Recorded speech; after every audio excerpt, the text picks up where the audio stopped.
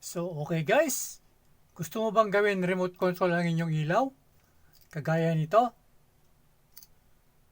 Pindutin mo lang to. Mag-on ng ating ilaw.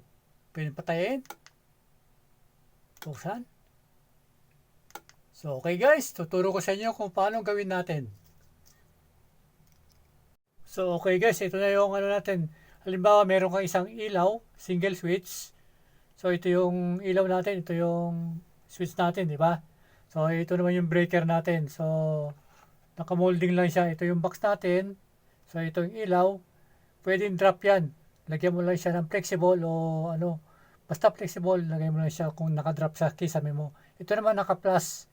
Ito yung naka-plus din yung ating switch. So, single switch lang ito mga kawerman ha. Yan. So, paano natin lagyan ng remote control ito mga kawerman? So, simple lang. So, stay tuned lang mga kawerman. So, okay guys, mga kawireman, ito yung ikakabit natin na bili natin sa online. So, yan. Ito ay 230 volts mga kawireman. No? So, dito mayroon siyang apat na terminal. Ito yung in and out, output and input niya mga kawireman. No? May nakalagay na L1 at N. Ibig sabihin yun, line to neutral. Pero pwede kang mag line to line. Dalawa lang naman yan mga kawireman. So, meron siyang parang pinaka-antena nyo. So, dito sumasagap yung sensor niya. Yung infrared na tinatawag. So, ito.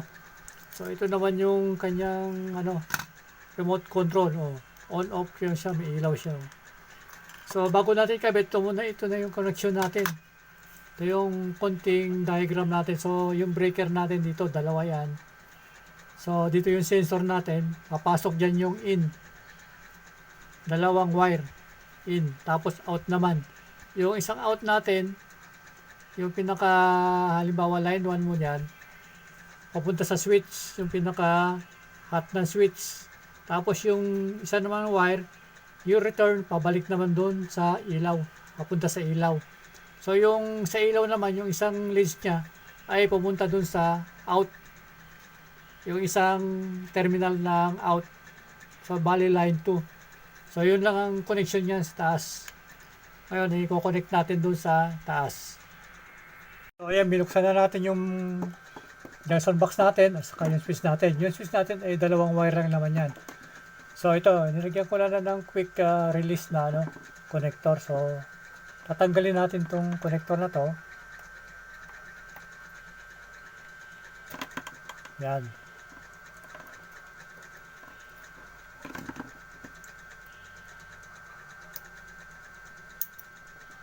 So, yan.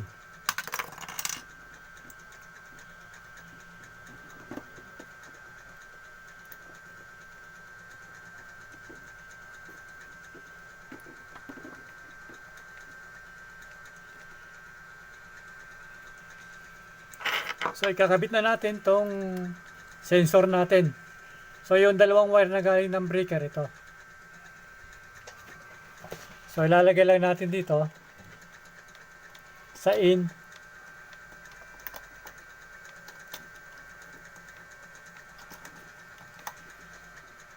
Screw lang natin yan.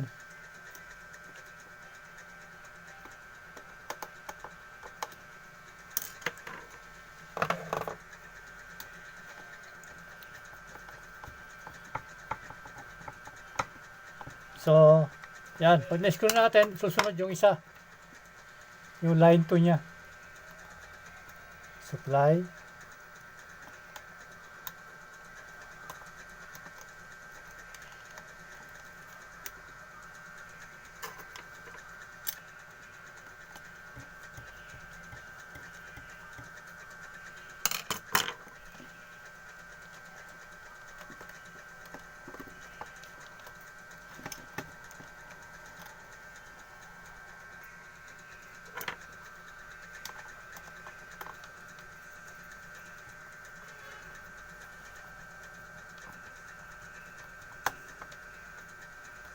Kailangan mahigpit siya.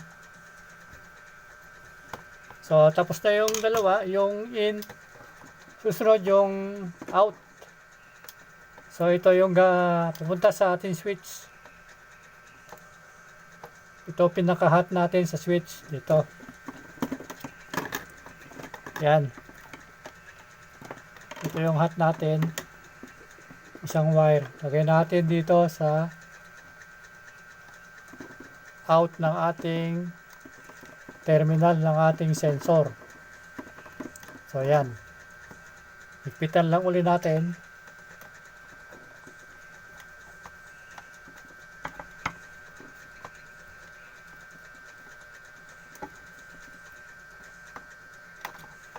So yan, pag nagpit na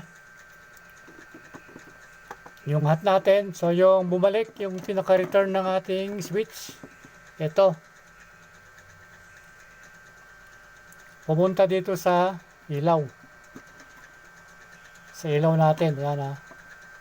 So ito naman, direkta natin ikabit dito sa yung isang leads ng ilaw, diretso natin ikabit dito sa ating sensor.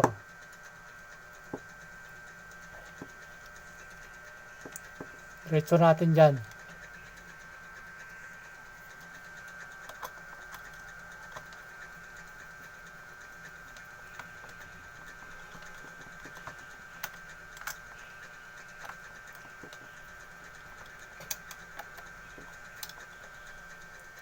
So, okay na siya mga ka-wireman, no? So, pwede mo ipasok dito sa junction box.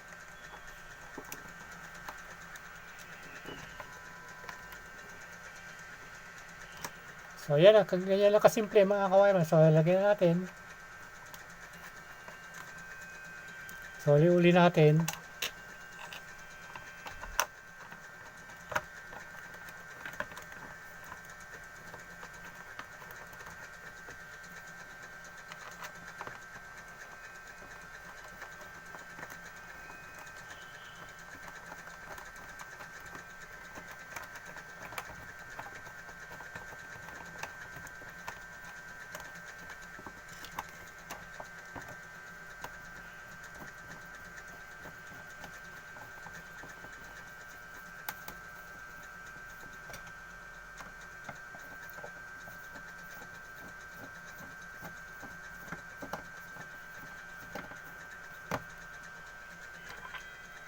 So, yung ilaw.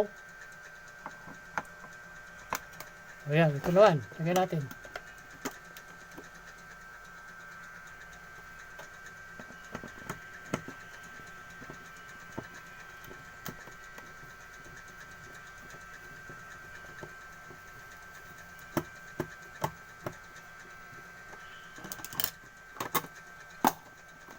So, ayan na mga ka-wireman. Simple lang, di ba?